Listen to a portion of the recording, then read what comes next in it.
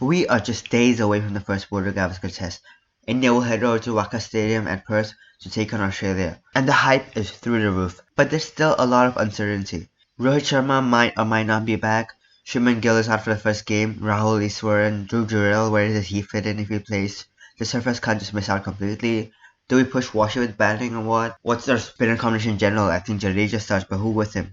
Do we fit in NKR instead of one of them as a pace bowling option? So many questions. But it's time to switch things up and look at the other side of things. The Australians. Now we know all too well how good the Australian team is. After all, we lost the last World Test Championship final to them. But let's look at their team for once. Now for the first match, this is the squad that they've announced. And I think right off the bat, Josh Inglis and Scott Boland will be on the bench. I do think we will see Scott Boland in the 11 at some point, but it remains a mystery to see when that factors in. Now right at the top we have Usman Khawaja, 38-year-old, but he has been reliable and great as an opener, averaging in the mid-50s, somewhere around 55. Under Cummins' leadership and over the last few years, he has reinvented himself from a middle order bat to someone who's been good opening, especially when you consider the fact that openers around the world are struggling of late. But if you look at how he's played this season, he hasn't quite gotten into his regular gear. The problems for the Australians were actually with the other end. With Warner's retirement, a new vacancy has opened. If you thought India vs Australia was a battle between Rahul and Iswaran, Australia was crazier where they had a four-way battle. And the four players in question, Nathan McSweeney, Sam Constas, Marcus Harris, and Cameron Bancroft. Now what's interesting is each of these had a different profile, and Australia have gone in a different direction with all of them. They had McSweeney, who was impressive in the last few months, put on a few runs domestically, and has shown grit and leadership. Then you have Sam Constas, who is considered a bright prospect for the future of Australian Test cricket. He's only 19 and had a great debut in Shield cricket. Marcus Harris, Cameron Bancroft are more like the usual suspects. They have always been around the domestic circuit. Someone like Cameron Bancroft's unlucky because he was really good for the last few years, but this year he's been in terrible form. So at the end of the day, it was a fight between the first three, and McSweeney did just enough to get the edge for the series. Now we're heading back into some of the experienced territory, and you have Marnus Labuschagne. We know what he's done. He has been one of the best test bats in the COVID era, a career average of just under 50, 11 centuries to boot, but you look at his recent form, it has not been great. Since 2023, he has only 1 century. He's been averaging in the low 30s for both years. And that's after this guy was averaging 55 plus over the last 4 years before then. Similarly, Steve Smith is another player who hasn't been quite at his level. He is one of the greatest test players of all time. He's averaged just under 57, and that's after his form has dropped him from averaging in 60s. 3200s to boot, but look at his stats against India. Averaging 65.87, home and away combined, so he does enjoy playing India. But again, so on those last 2 years, you have 2023 where he averaged in the low 40s, which is good, but for his level, it's kind of disappointing. And then this year where he's averaging only 30, it's surprising for someone who's a test grade. Now next up, Travis Head. He's a guy that Indians are also familiar with. Time and time again against India, he's pulled out big innings, and that includes centuries in multiple finals. So India will be wary of his ability to just take the game away. And he does enjoy playing in Australia, averaging over 50 there.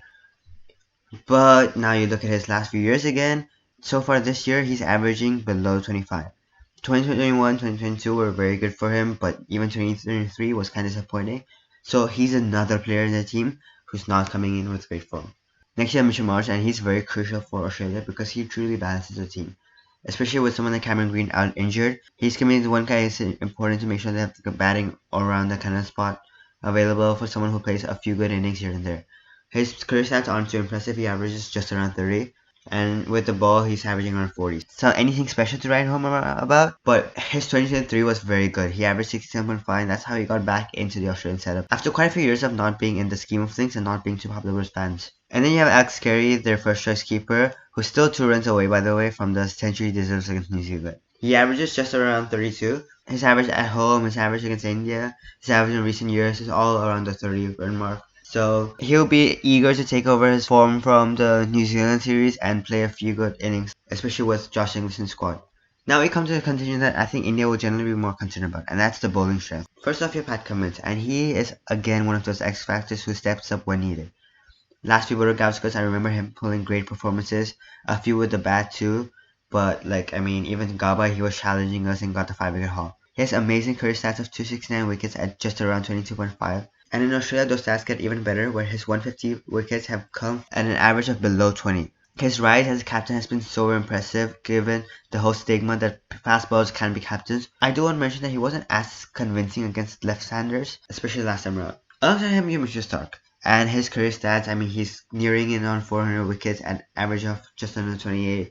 His stats against India though are not that great. He averages almost 40 against India and has struggled. Even someone like Gill, right? Even despite the World Cup final and all that, he concedes runs at a striker for over 100. So that's not really great as far as test bowling goes.